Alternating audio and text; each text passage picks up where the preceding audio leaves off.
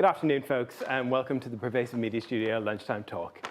These talks are live every Friday at 1 p.m, both here in the building and live online. Hello, online people. Whether you're in Bristol or you're far away, you can join in the conversation. So my name is Martin O'Leary. I'm the studio community lead here at Watershed.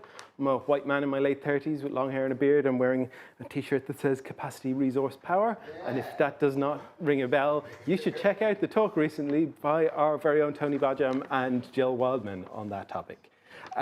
So every Friday, we throw open the doors of the Pervasive Media Studio for Open Studio Friday, where we offer you the chance to spend some time in our space, hot desking alongside our residents and staff from 10 a.m. to 5 p.m. So especially big welcome for those of you who are new to the studio. Is anyone new to the studio? Hello, welcome. This bit is for you. What is the Pervasive Media Studio? We're a diverse and collaborative community exploring creativity and technology, everything from comedy to coding and product development to performance art. We're a partnership between Watershed, where we are right now, the University of the West of England and the University of Bristol, and we're funded by Arts Council England. And we offer studio space, including desks, meeting rooms, events and opportunities, all for free to our residents as part of a spirit of generosity and mutual exchange. And we're a place for people to take risks with embryonic ideas and to make time for collaboration. Now, quick bit of housekeeping. Please do feel free to move around. Make a cup of tea, grab a glass of water from the kitchen. Please don't use the microwave. It interferes with the induction loop.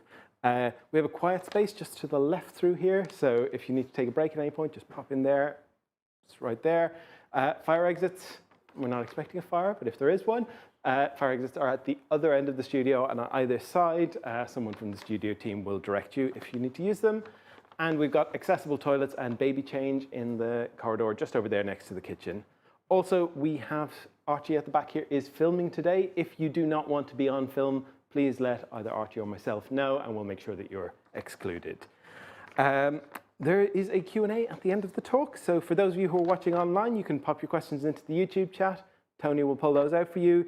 If you're in the building, you stick your hand up. I'll pass around a microphone. You can get news on all of our future talks by going to watershed.co.uk/studio, at PM Studio UK on Twitter, at Pervasive Media Studio at mastodon.social on Mastodon, or at Pervasive Media Studio on Instagram. Anyway, our speaker for today is George Lovesmith. George is an architect, artist, lecturer, and passive house designer who's been working with Watershed on a climate retrofit strategy for our wonderful and slightly quirky older building. Today he's going to be talking to us a little bit about that work and about the tensions between conserving our heritage and conserving our future. So please join me in giving a very warm welcome to George.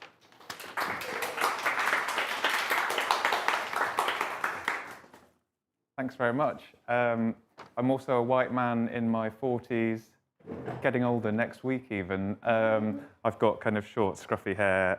I'm wearing a floral shirt which was given to me by some students, probably actually the best part of about 20 years ago, but it's one that I really love and it's quite nice for the summer. Thanks very much for joining me, or joining us. You may be struggling to work out what today's talk is about, because I was kind of playing around with some words, trying to give it a title, and I couldn't resist it had never occurred to me before, the kind of overlap in letters between precious and precarious. And it seemed to work quite well with the theme of the talk, thinking about our future as a planet, as humanity being both precious and precarious. And Watershed's biggest task on the route to net zero being the conservation of heat within these leaky walls, walls that are also both precious and precarious. And so this talk is a kind of an exploration of the tensions between conserving the heritage and conserving our future. I've hijacked the talk format a little bit, we've kind of reached a middle ground, I think, me and Martin. But I'm trying to introduce. I mean, it's been done before. It's not like I've like revolutionized anything. But I'm kind of injecting some creative and playful workshop activities afterwards. So once we've finished chatting, if you'd kind of join me towards the kitchen area, I've got a few little workshop activity tasks where I want to kind of gauge what you guys feel about the building and our future, But also on your seats are some sliced images of Watershed and some sliced images of perhaps some of the technologies that might provide some of the technical solutions for, in the face of the climate crisis. And for those of you online, I'll be sharing my email address later, so do email me and I can share with you some of these images that you can have a play with later. And basically, either during the talk or after, I'm inviting you to weave these images together. Maybe it's a kind of, you could see it perhaps as a meditative act on the themes. I'd love to receive by email, or if you don't mind me taking photos of some of your creative output, I'd be really interested. It's an experiment. It's something I've not done before, but I'd love it if you had a little play. But it's also designed to create an output, something maybe small and creative that you can take away with you, maybe a beautiful and unique, hopefully beautiful and unique reminder of some of the themes, and perhaps a reminder of Watershed itself and its mission to take action in this kind of context around these themes. So to frame the talk a little bit, why am I here? So I've been doing bits of work with Watershed for about 10 years on and off, since even before I lived in Bristol. But one of the things that I'm working with Watershed on at the moment, alongside Zoe Bashbash, who some of you will know, the climate emergencies researcher, and Laura Walder, who is the building manager, facilities manager, we're working on a retrofit, exploration of a retrofit of Watershed in the face of the climate and ecological emergencies. But it's not just about a technical exercise. It does include also surveying the building and working out how we might conserve energy. But we're trying to do it in an empowering and playful way, exploring these issues, because as an arts organisation, addressing the climate emergency isn't just a technical feat. It's about collective expression and about welcoming people on board. So many of you will know that reflects Watershed values across the board, really. But we're not wanting to think about how we address the climate crisis in terms of the built fabric behind closed doors, but wanting to make that as discursive as possible. And I'm also going to share with you a couple of provocations, or basically a couple of film clips, because I believe that perhaps using some, we're in an arts centre, and I believe that storytelling, the world of the arts, has a way, it has the potential for us to make emotional connections in a way that perhaps the colder issues of building technology or architectural heritage perhaps don't engage with us in the same way. So a building with significant heritage value to be conserved, character, distinction, something that tells part of the story of the city, and a building that is painfully inefficient in terms of its conservation of energy when the planet is in peril.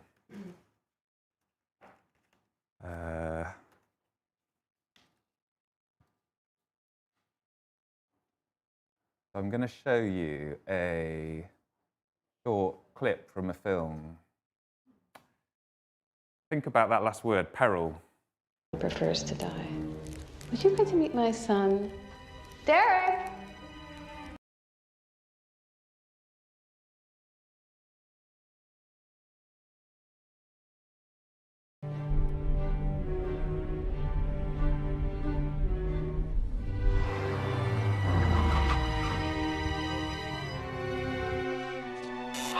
I've always loved this house. Yes, it's a wonderful place. The truth is, I never really imagined I could afford it. The sellers are very motivated now. It's a scary decision. I never thought I'd buy a house alone. But I'm 36 and I wonder what it is I'm waiting for. Home buying is always scary. And with the fire and all, especially. Well, it's a good size, though, 2,200 square feet, not including the partially finished basement. Oh, I don't know. I'm thinking I should go. You know, it's a perfect size for someone alone. I like it. I do. I'm just really concerned about dying in the fire. I'm going to end it there.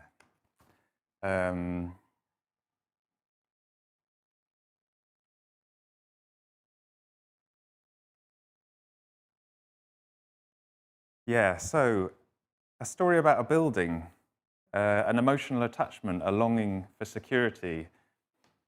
We see some apparent ambivalence about the perpetual state of destruction, fear of death. A story with the symbolism of a building, a city. If you know the film, so it's from Charlie Kaufman's Synecdoche, New York. If you know the building, if you know the story, there's lots of kind of symbolism in terms of buildings, cities, demise, kind of the symbolism of expression, expression and meaning of those things through the symbolism. So it was from 2008, and it's in some ways a vast cinematic exploration of death. It's actually quite a beautiful film, but it's quite kind of like meaty. I'm not aware of the film having any intended reference to or kind of interpretation as a comment on the climate crisis, but as I was thinking about kind of references from the arts that might help us think differently about a building in this circumstance, it kind of, it scratches a nerve. If you're feeling a bit despondent because of that, the clip that I'm going to show you at the end will lighten the mood somewhat, I promise. So, what is the heritage value of the Watershed building? So, many of you will know that Bristol really kind of exists as a city because of its natural harbour. So, it was a port. These buildings, the Watershed kind of exists in two adjacent buildings connected by the bridge where the cafe bar is, and they were warehouses. They were sheds that goods brought to the UK from all around the world were unloaded into. And it was built at the end of the 1800s.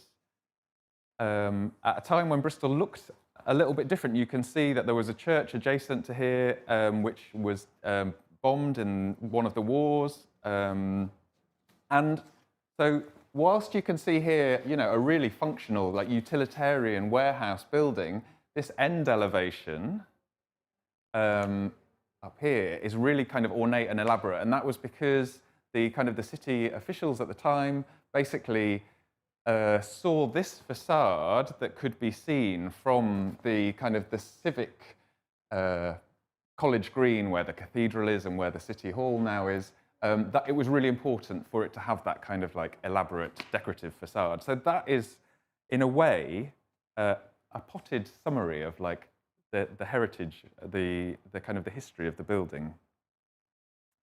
And you can see how that kind of character manifests in different ways on the different aspects of the building,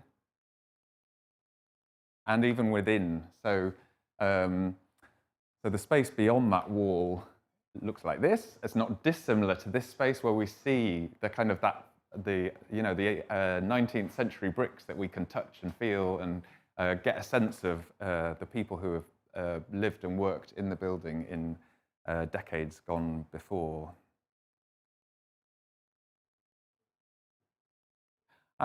And as a consequence of this heritage value, so you might have heard of listed buildings. I thought it might be interesting to show you what the listing that Heritage England hold on these listed buildings looks like. And it describes, it gives an outline, a description of the building, and describes why it's of value.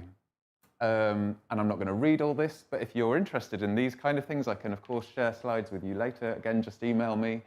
One thing that's interesting is this, so that end elevation that I talked about, the really elaborate one that faces up towards the centre there beyond, is described as Jacobean. And like, although I'm an architect, like I didn't know what this term meant. I'm not a kind of a specialist in art history by any means. So I had a look at it, and again, you can see that I'm not an expert because I'm here citing from Wikipedia. But what is interesting is that this Jacobean style is basically, it's a mashup, and it's quite interesting that we're here in a kind of a media centre.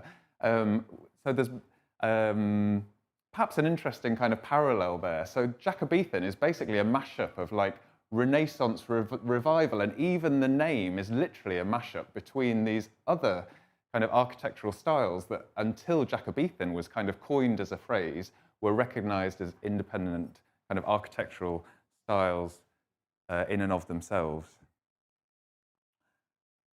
So the leakage of this building, apologies, for some of you this will be a bit repetitive, but so on the first Friday of every month, there's an evening event in the studio here called First Fridays. A lot of you will be familiar with that. And it's an opportunity to kind of showcase new work or kind of explore things that are going on in the building. And I developed a little game that was around the leakage specifically through this window on, I think it was either in October or November. So it was kind of autumn, and I was looking specifically, I calculated through data, basically,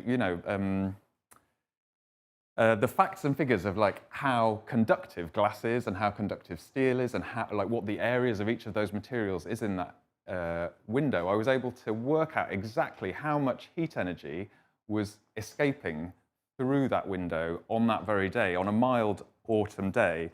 And I made it a bit of a game. As I say, referring back to what I said earlier, because part of this whole process of like working out what the problems with the building are, I've been trying to do it in a way to kind of demystify some of the jargon and some of the science. So the game was a bit like a Bruce Forsyth kind of higher or lower kind of card game, where we talked through, it got a bit interactive. We talked through some principles like what is a U value. So this is like a measure that we talk about in architectural practice of like how insulating or how conductive an area of like wall or window is. And I tried to equate that to some other things that people might be familiar with, like the metrics on your gas bill, like kilowatt hours or cubic meters of gas, or carbon footprint, which is a term that we use all the time now, but I think our carbon literacy is such that we talk about carbon footprint, but we don't really know what it means. And so I worked out that the carbon footprint of the heat escaping through that window on a single day was 12 kilograms. And that's, I think, because it's such an abstract thing that we don't use in everyday conversation, I tried to work out what that equated to. So I looked at some other things that maybe we know or kind of have a reckoning of as being carbon footprint heavy. So the amount of heat escaping through that window on that autumn day was like driving for 3 miles in heavy traffic or rearing a kilogram of lamb, like red meat. And of course, it's still relatively abstract, but I think until we start like making these connections, it will be difficult for us to ever like use those terms in a meaningful way. And what was like remarkable to realize was that 12 kilograms of carbon footprint of the window as it is existing, single glazed and leaky, if it was double glazed, it would become just 40 grams in the day. And if it was triple glazed, just 10 grams in the day. So a really remarkable difference. And the shocking cost this is using the projection of what energy was predicted to cost after the kind of fuel crisis price cap was lifted. That 1 day's worth of energy leaking through that one window would potentially cost £18 in the day. So there's a real kind of financial imperative to address these issues, as well as a kind of a sustainability imperative. But that £18 something goes down to 6p if double glazed. That's a summary of that activity that happened then. I'm going to talk to you a little bit about some of the potential technologies that we could use. They're relatively low-tech technologies, but to keep heat in, with a masonry building, like masonry basically means brick or stone or concrete, like solid stuff like this that's typically cold when you touch it and hard. The most effective way of insulating it, particularly if it's a building that's in like round-the-clock use, so it's being used a lot kind of throughout the day, is to insulate it outside. Of course, that has its challenges with things like the heritage value of the elevation at the end, because would we ever want to kind of wrap that up with insulation? Other ways of doing it, and apologies if this is like me teaching you to suck eggs, but you can insulate inside as well. It's a bit more tricky, it's not as efficient, and you have to be careful of things like science jargon alert, like interstitial condensation, which is basically where the humidity in the air gets into the wall and then condenses as it gets colder, and that can lead to rot and mold, and of course that has implications on our kind of like respiratory and so on, but more, yeah, different ways of insulating internally. Of course, I've referred to it already, but like double glazing or even better, triple glazing the windows. And a lot of times people talk about how, oh, we've got an old building, so we can't double glaze it. It is possible. It costs more money because you have to do it in a kind of a very precise negotiation process with heritage officers, but it's not insurmountable. And perhaps even better, apologies for the inadvertent advertising here, but like the extent of glazing is also really problematic. So glass on buildings is one of the most inefficient things because regardless of whether it's double or triple glazed, still lots of heat is going out through the glass. And in the summertime when we have these heat, super heat events that we've been having in recent summers, it means that the buildings overheat because the sunlight comes in and then gets trapped inside. So actually, what we need to be progressing towards is shop fronts that have a lot less glazing and office buildings that aren't floor-to-ceiling, wall-to-wall glazing. And there are clever ways in which these can be designed to still meet the objectives of the sellers. It's not only a kind of an issue of conserving energy. So we've also got an ecological emergency and issues of urban air quality. And so other initiatives that we might take on with a building would be things like green roofs, which can also provide a kind of a social benefit as well if they're inhabitable. And I didn't actually mention this, but so all of those initial insulation and double glazing technologies are they're what we call in the trade a fabric first approach. So it's about making sure that before you start kind of loading the building with like high cost, high tech technologies, that you actually like keep the heat in basically in the first instance. And this works in reverse as well. So on a hot summer's day, the insulation also helps keep the kind of the ambient temperature or the ambient heat of that summer's day out and potentially keep the space cool. But once you've done all those things, these other kind of bolt-on technologies like solar panels or solar water heating are also really useful technologies. And specifically, I'm using images here of old buildings where these have been incorporated to show that it is possible. Just takes some negotiation. And there are different products that do these kind of things in a way that is perhaps more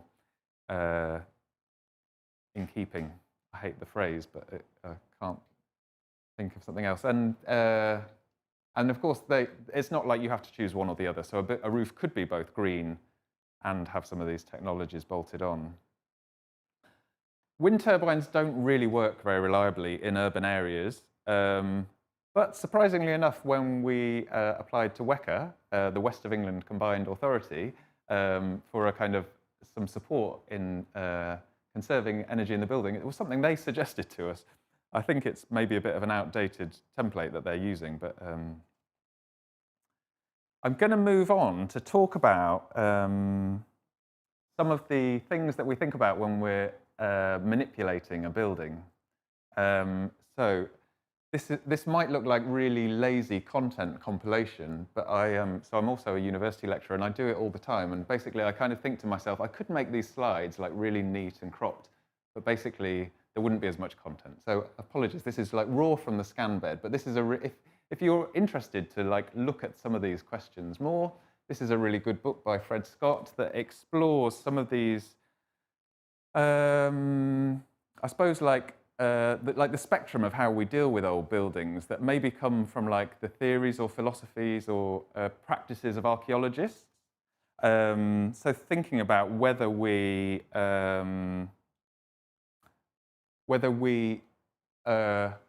restore or basically, do we restore things? So do we like, when something's old, do we restore it to the condition that it was in when it was first built? And this becomes problematic with some kind of artifacts, because at what point in history do you go back and restore it to? Which is the most authentic point in history that you want to go back to? Do you? So this is a bit of a cartoon, which is kind of, I suppose, ironically playing with this because it's taking the basis of a modernist building. So it's not typically what we think of when we're talking about restoration or conservation. Do we preserve what we've got in the condition that it's in at the moment, or do we kind of like do we alter it? Do we reinterpret it?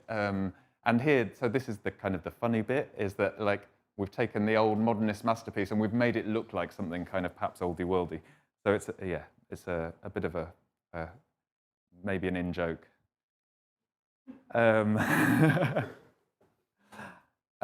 Another kind of way of thinking about some of these approaches of like how to deal with old buildings, I think this book is, if it's something you're interested in, is a really good one to go to.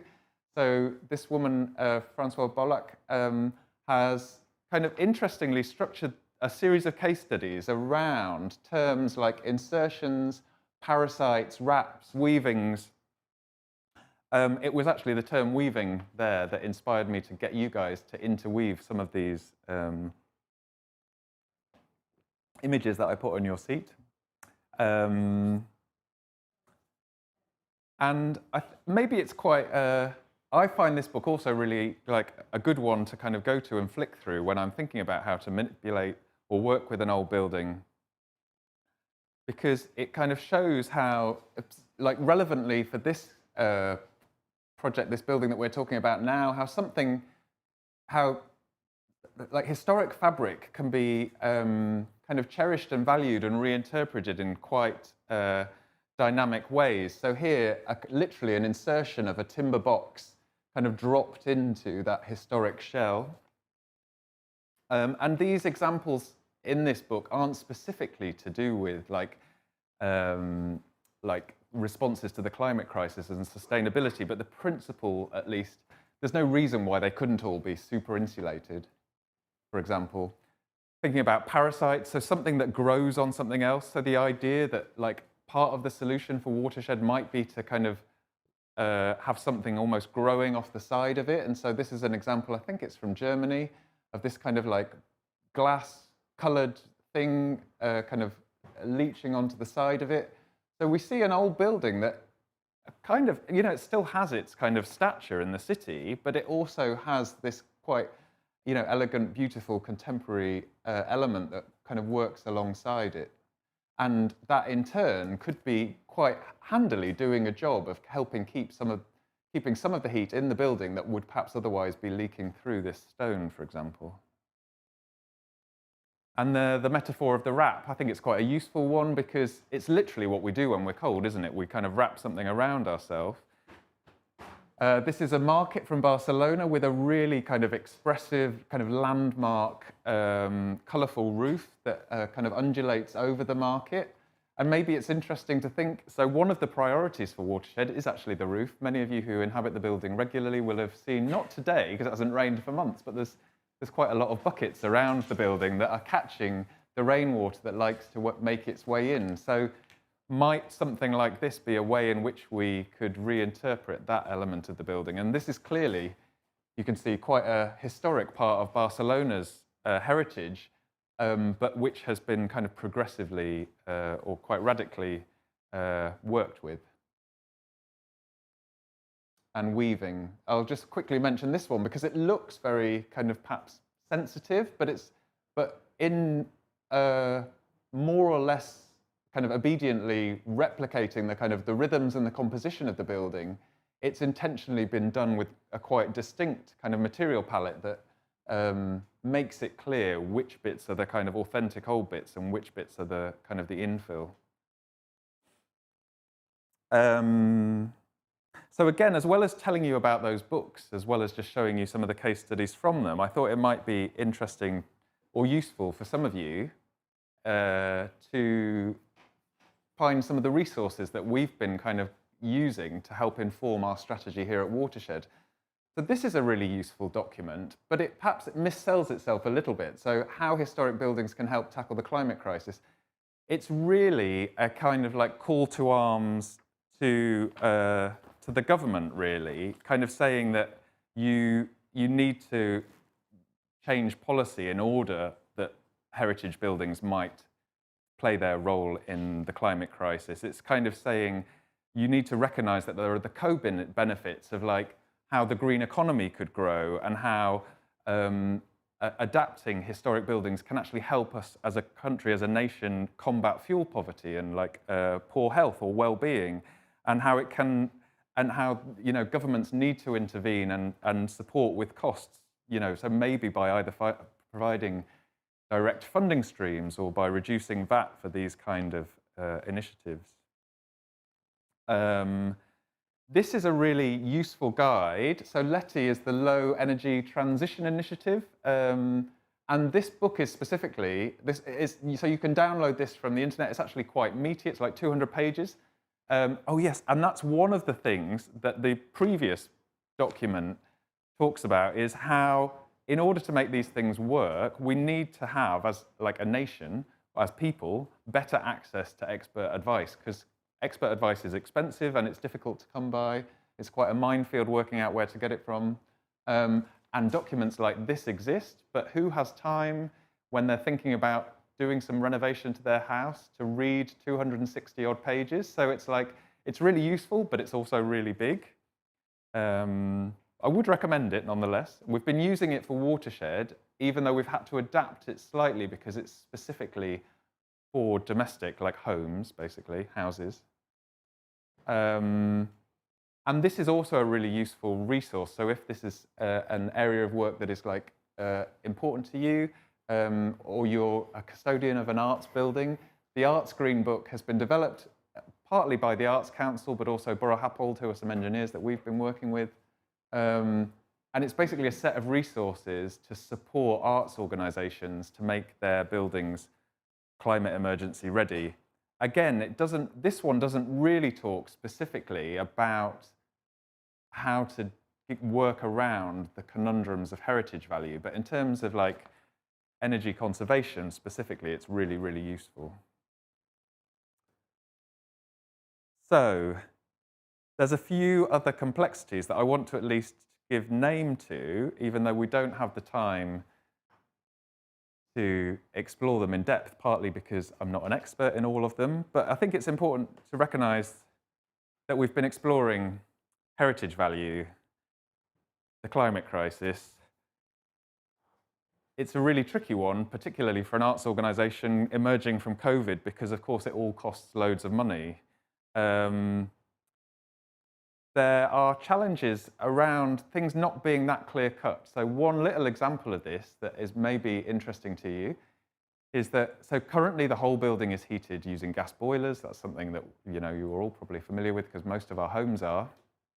We're trying to work out what will happen next so we're not reliant on that gas.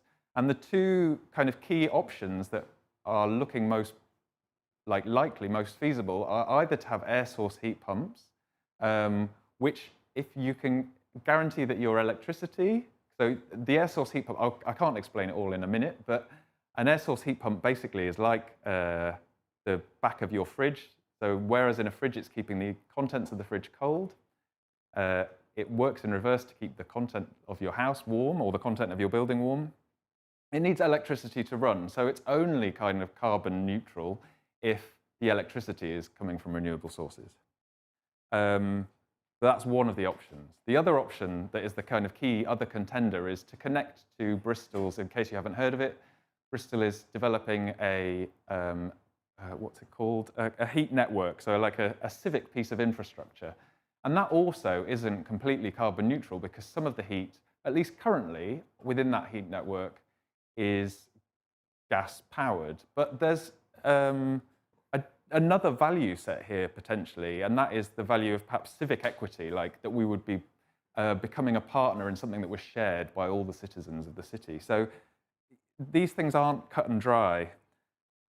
So part of the reason why I'm sharing these things with you today is because one of the other complexities is wanting this to be a kind of a discursive decision-making process where there's perhaps some sort of collective governance, but actually working out how that works is also a challenge.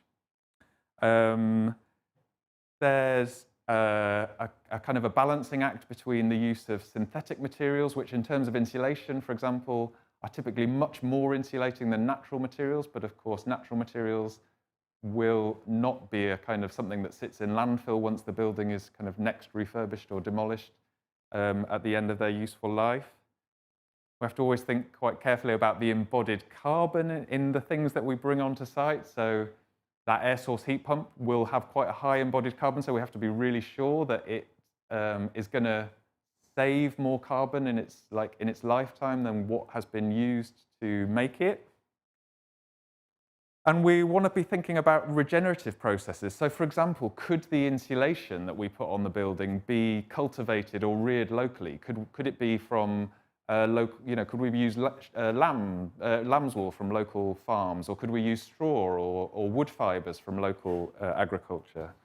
And all of these different things also have different implications on like internal health and well-being. So I mentioned it before, but like comfort, air quality, different materials give off like particles into the air, I suppose, for want of a way of saying it really simply. I mean, at least that's the way that I also understand it. But if these things aren't done carefully, there's also risk of mold and respiratory problems. So it's really, really complicated. But anyway, that hopefully gives you a flavour. Hopefully, in some ways, it helps maybe inspire you or give you some ideas about things that you might do in your own home. But it certainly perhaps sets the tone of some of the quandaries that we're facing with the heritage of the building in light of the climate crisis. But I'm going to stop talking imminently. So in addition to the weaving, I'm going to invite you to join me for another couple of activities. One is I've prepared some little postcards, and I would love it if you have any thoughts, whether they're like profound, deep thoughts, or whether it's just like you want to think out loud on a bit of paper. That's not quite the same thing, but hopefully you get what I mean. If you could jot down maybe, like if you were to send a message to the trustees of the custodians, the decision makers, the board of Watershed, what would you say to them? Or if you were going to send a message to the local planning authority or the heritage officer who might be presiding over some of these things that we're applying to do, what would you say to them in terms of this balancing act between climate crisis and heritage conservation? So yeah, please put your thoughts on here. If you're online, you can email me any of those thoughts. That would be great. And particularly if you say who those thoughts you're intending the audience to be, I can pass those on. Particularly with planning authorities, these things have a bit more weight if you tell me either your name or your postcode or your email address, because then in some way the planning authorities recognize that it's a real person. So if you don't mind kind of in some way attributing your comment to either of those, that would be great. And it's specifically, of course, around this kind of tension between heritage conservation and energy conservation. Blah, blah, blah. I've been talking too long. And so I'm going to show you another little film clip. And this one is altogether a bit lighter. It's a bit fantastical. It's called News from a Future, or Nachrichten einer Zukunft. Apologies to any German speakers for my pronunciation. I'm not a German speaker. And I have to probably fess up that it's actually made by a friend of mine. He's a British artist who now lives in Austria, but nonetheless, it's one of the pieces that I find lightens the mood. It's altogether more optimistic. But I think, and apologies, because I've used the clips from this film. I've tried to choose a different clip. Zoe and I, between us, have used this clip clips from this film a few times, and also it's in Austrian German, but there are subtitles. But yeah, I think it sets us some challenges to be more ambitious about. To be more ambitious about how we think about transitions, about building transitions, and their part in solution finding. And I would highly recommend watching it in full. Ich glaube, die Familie Meier ist gerade heimgekommen. Die sind zu neunt und sie wohnen alle in meinem 5. Stock. Die sind alle so laut. Warte mal. Da kratzt mich gerade wer. Das mag ich. Naja, so schlimm sind die nicht. Für den Fall, dass ihr gerade erst angekommen seid, ich bin ein lebendes Gebäude. Ein Lebäude aus der Zukunft. Ich bin in der gleichen Gravitationsposition wie der Turm, auf dem ihr gerade seid. Deswegen kann ich mit euch reden. Ich bin da, um euch von einer Zukunft zu erzählen, in der sich die Menschen und der Planet zusammengetan haben, um sich gegenseitig zu retten. Es ist schön da, für alle und alles. Mir fehlt nur eins, dieses eine große, schöne Gebäude. Wie auch immer, weiter geht's. Das I'm only going to show you that bit. It's a little bit of a teaser, but basically, the tree has been in love and has lost her love. Tune in to find out what happens next. Yeah, that's me, done. But yeah, any questions, any comments? Like me? Oh, thanks.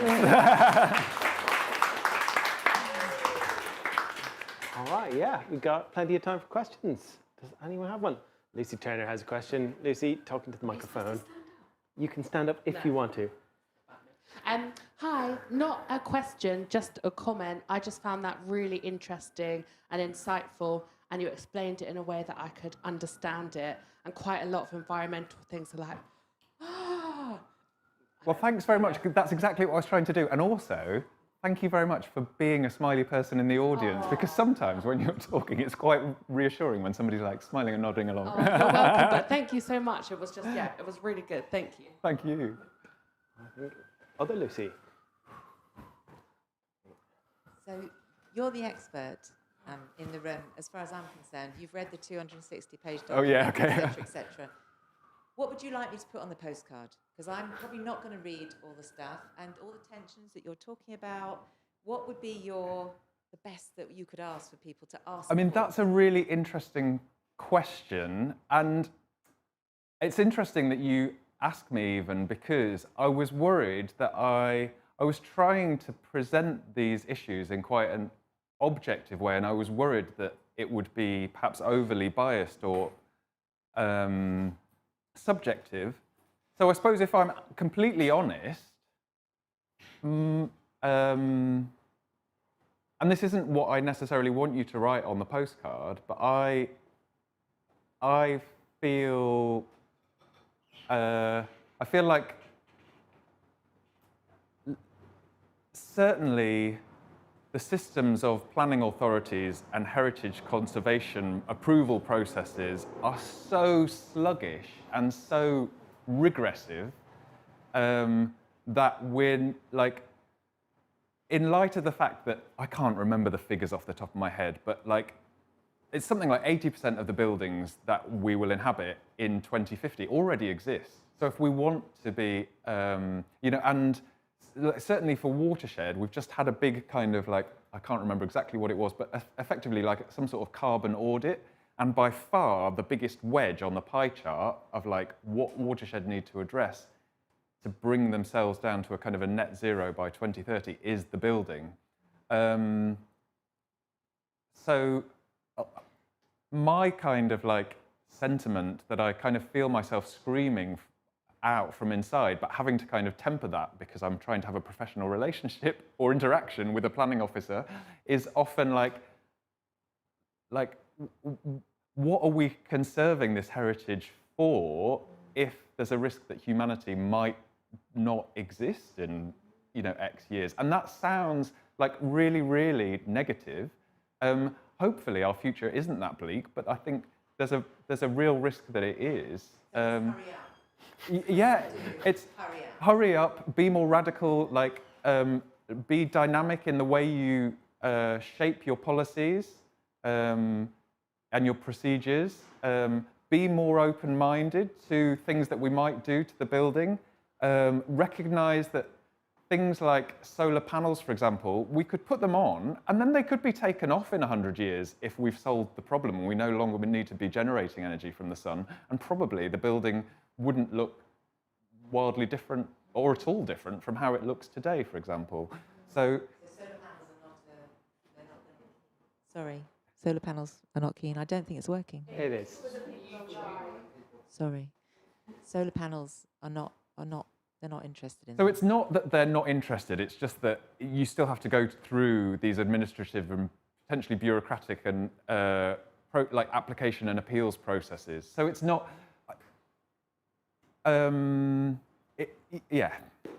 it's not so cut and dry. I mean, it's definitely, so maybe I've misrepresented planning and heritage officers. It's not like everything is completely shut down, don't do anything environmentally sustainable by any means, but it is sluggish, it's not very responsive, it's labour intensive. So one thing that I'm really pleased to have discovered recently is that there is now a process, I could tell you what it's called. It was developed in policy a few years ago, but it is very little known, which is called a Heritage Partnership Agreement. And this is where potentially a large property owner, so let's say, it could be Watershed, for example. It's not a massive property owner. But what we could do, historically, what you've had to do is every time you've wanted to replace a window, if you've only had a small budget and you don't have the budget to do them all in one go, every time you want to replace a window, you have to apply repeatedly for planning permission and listed building consent, and then you have to do it again the next time you want to replace a window. And there is now a new mechanism whereby local authorities can form an agreement in partnership with a building owner in this context, if the work is sufficiently kind of repetitive or similar, that it can be a blanket permission that can exist almost indefinitely, even if you've only got the budget to replace one of the windows now. So this is the kind of thing that is great, but we need more of those kind of policy mechanisms and solutions in order to be able to act faster in the face of what is an emergency. Anybody else for questions? I've got another one. Fine. Keep 'em fine, coming. Lucy, That's all right. fine. Technically speaking, a lot of people talk about how old buildings, if they have to stay old and then they have to be retrofitted from whatever way, it costs a lot of money. If you could just literally take this building away, start again with better materials, rebuild it to look exactly like it does, would that be more cost effective? So it's complex. So one of the problems is that one of the problems with any retrofit work, whether it's rebuilding from scratch or just doing things incrementally, is that ideally Watershed remains operational. So we don't lose our audiences. We don't kind of have audiences drift away. We're no longer supporting the artist community. And so wanting to kind of remain operational in the building is probably preferable. I think the other probably big challenge with something like that is so it is typically easier to build an energy efficient building from scratch. It would probably never have the kind of the authenticity of this exact brick that was laid here by somebody 150 years or so ago.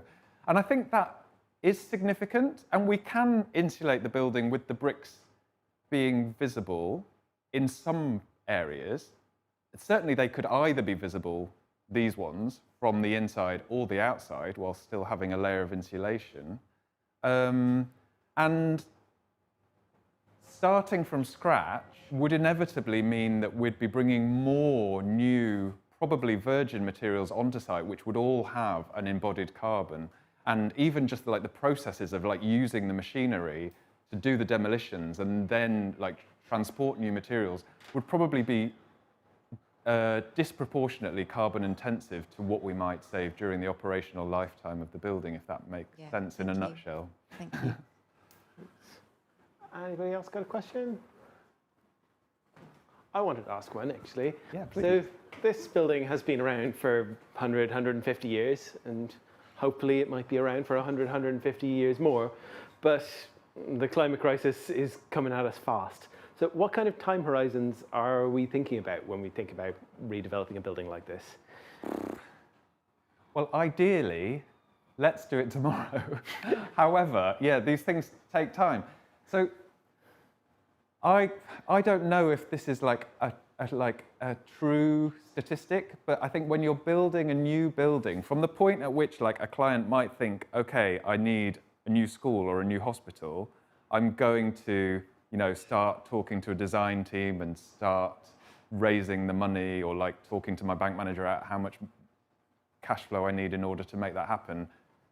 From that moment to the building being opened, realistically, typically takes at least 5 years. That's in like a good scenario where everything's quite plain sailing, just because like the processes of like design and coordination and permissions and like appointing builders and so on take a long time, and often it can be a lot longer than that because things stall because of like wranglings in the planning application process, or because of like finance which you thought had secured gets like becomes questionable or whatever.